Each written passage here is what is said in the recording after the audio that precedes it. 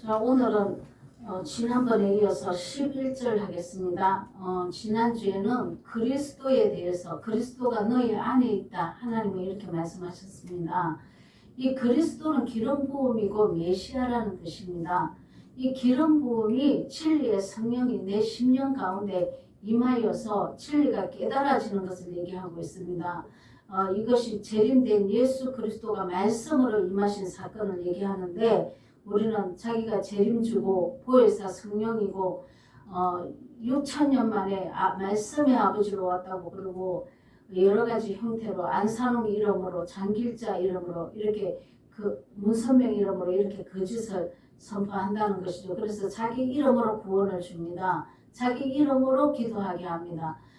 그래서 자기가 하나님이라고 이렇게 그 자리에 앉아 있습니다. 그러면 이렇게 미혹된다면은 우리가 영원히 구원을 받을 수가 없습니다. 왜냐하면 예수님 이름을 배제했기 때문입니다. 우리는 그 자들이 자기가 예수 구세주로 왔다면은 2000년 전에 반드시 인류를 위해서 십자가에 못 박아 죽은 사건이 있어야 한다는 것입니다.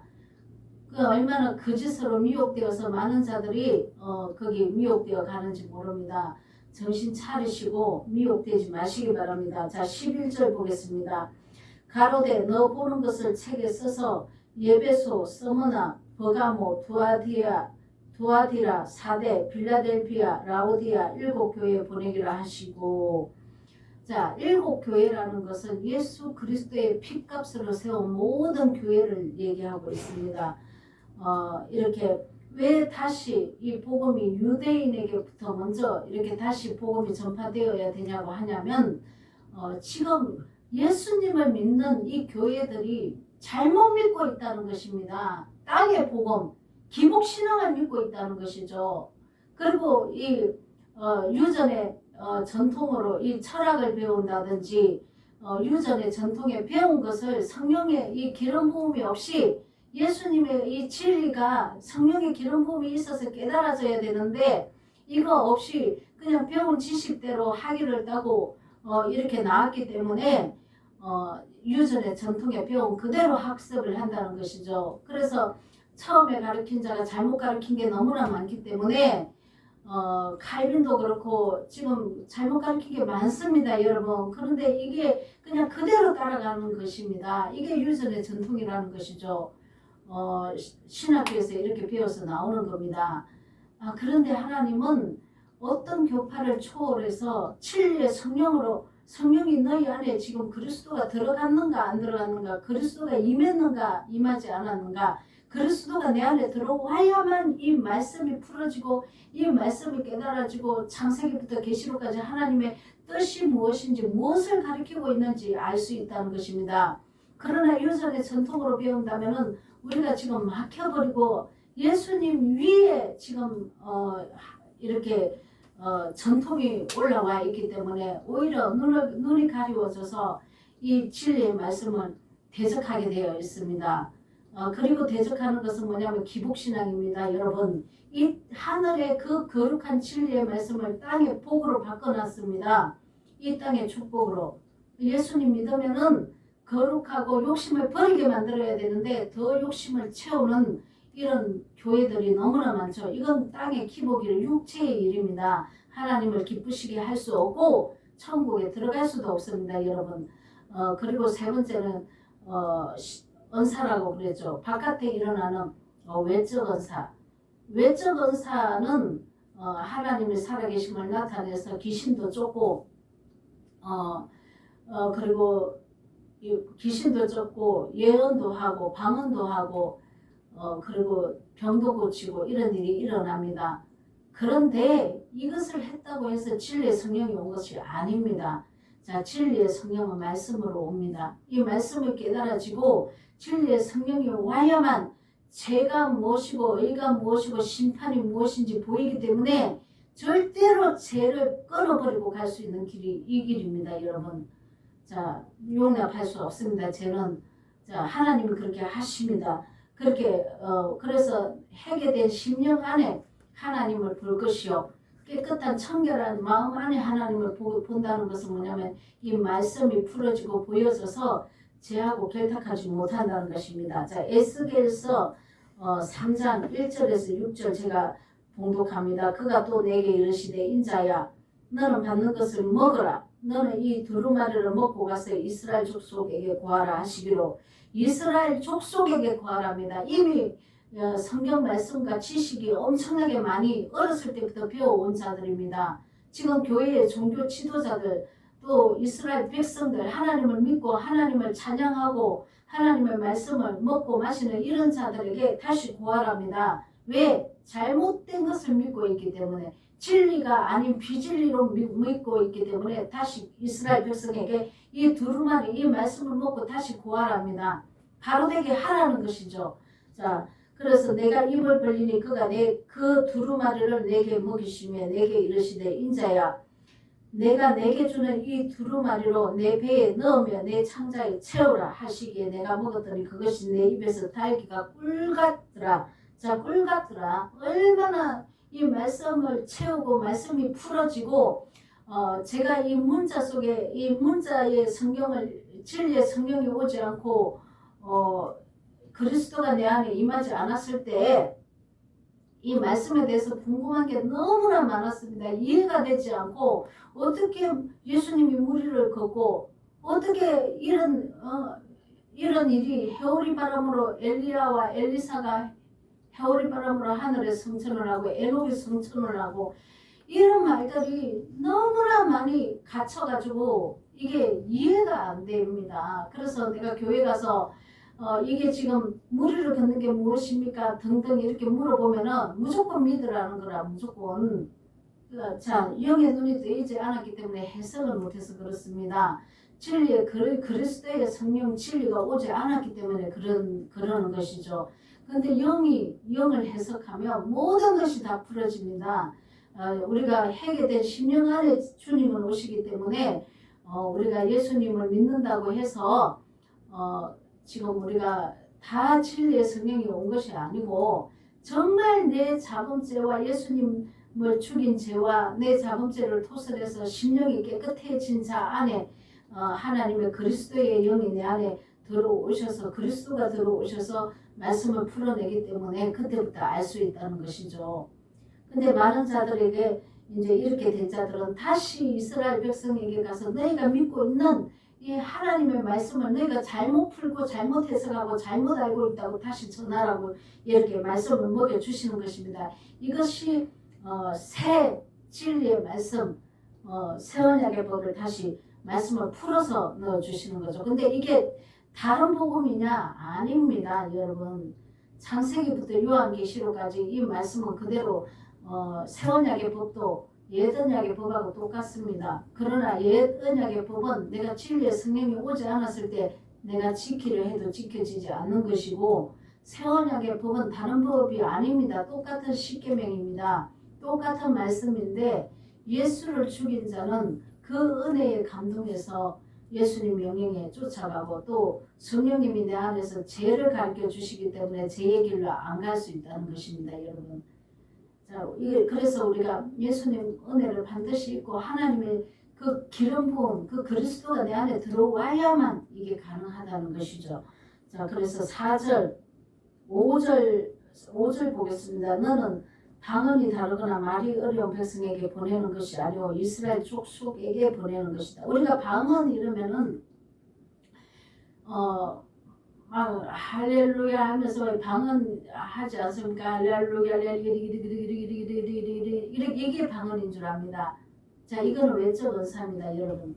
이거는 외적 은사입니다. 이거는 외적 은사고 방언은 진리의 영이 자 구원도 하나요. 자, 하나님의 말씀은 하나인데 진리의 성령이 오면 다 같은 말을 합니다. 죄가 뭔지 의가 뭔지 심판이 무엇인지 자, 이것을 얘기해서 죄를 끊고 의의 길로 갈 수 있도록 이렇게 인도를 한다는 거죠. 성령께서는.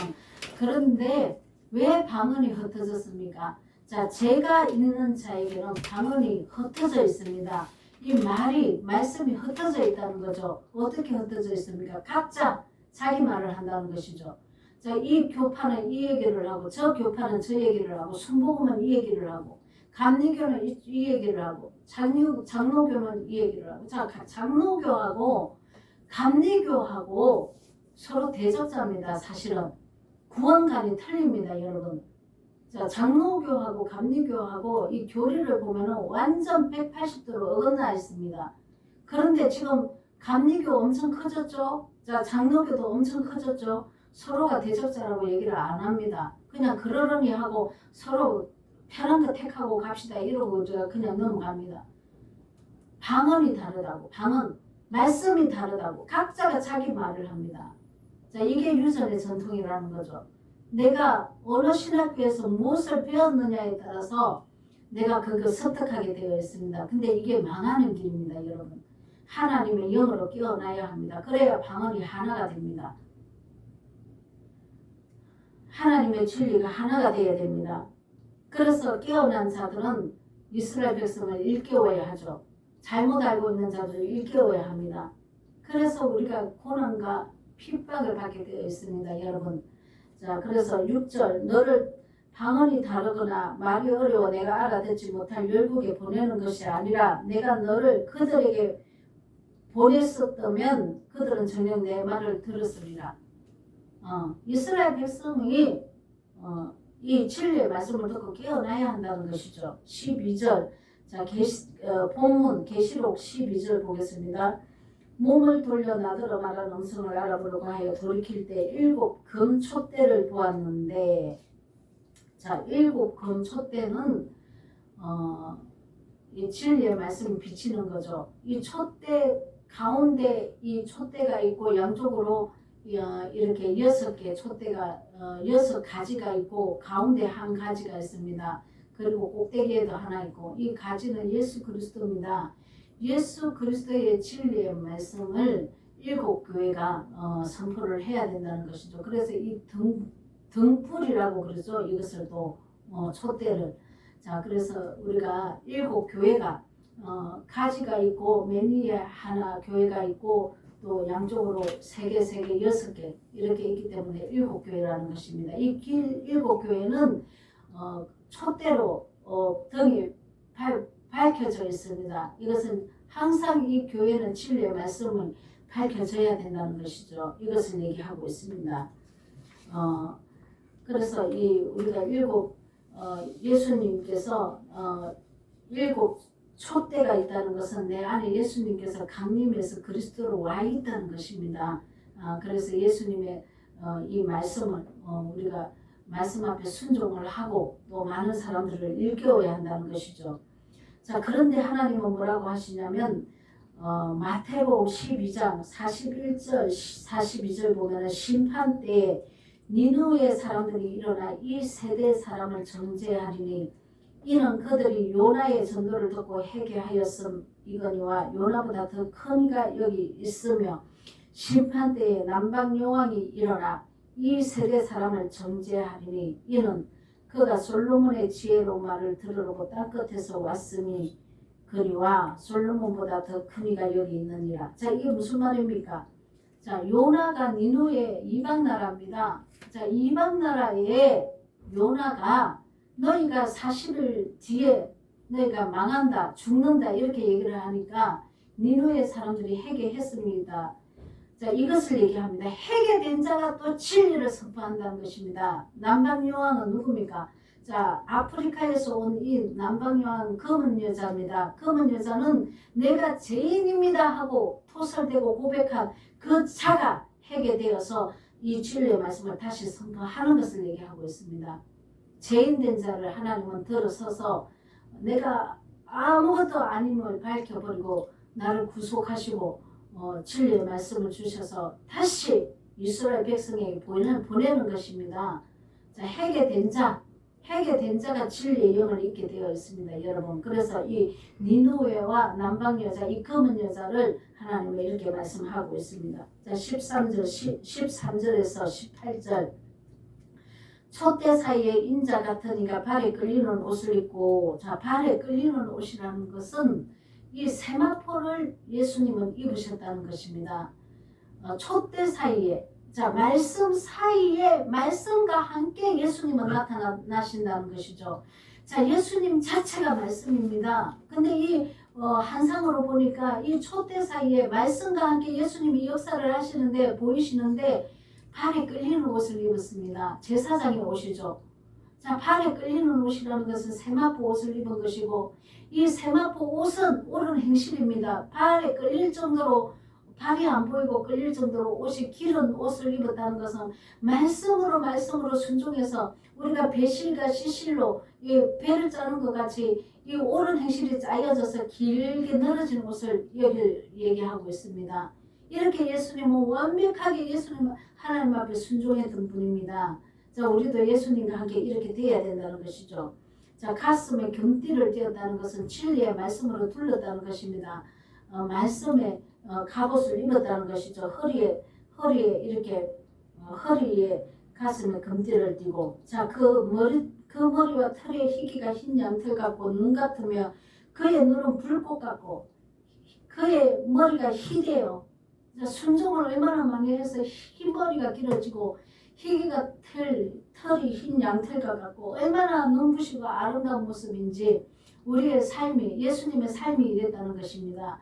우리도 예수님과 같이 이 삶이 아름답게 이렇게 우리가 살아져야 합니다. 그리고 그의 눈은 불꽃 같고 하나님은 내 심령 속까지 감찰합니다.